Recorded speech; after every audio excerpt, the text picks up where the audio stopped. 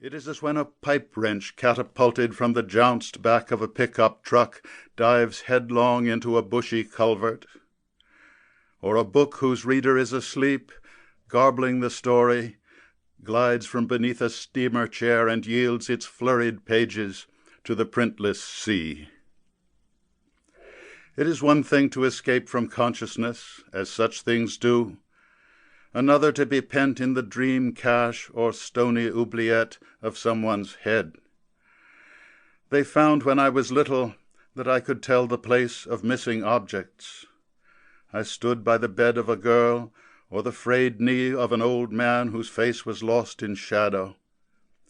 "When did you miss it?" people would be saying. "Where did you see it last?"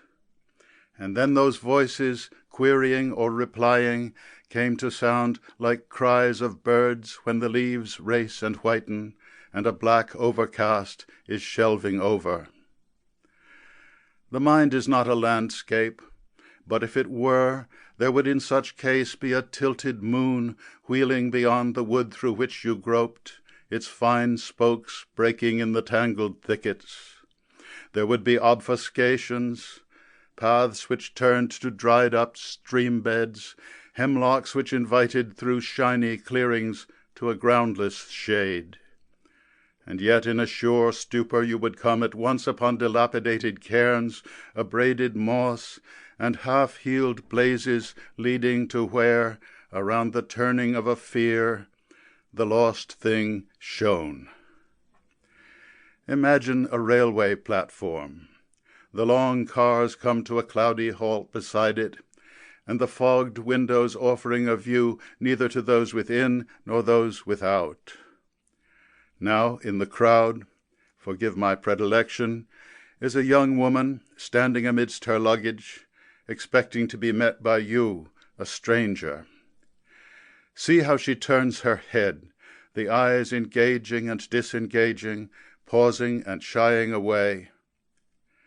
It is like that with things put out of mind, as the queer saying goes.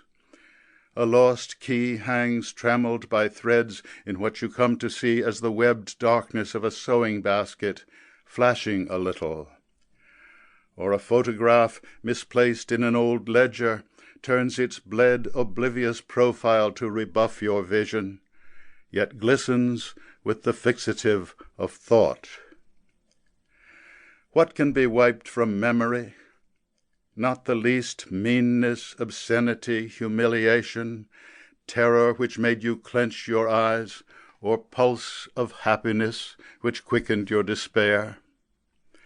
Nothing can be forgotten, as I am not permitted to forget. It was not far from that to this corner cafe table, where with my lank grey hair and vatic gaze I sit and drink at the receipt of custom.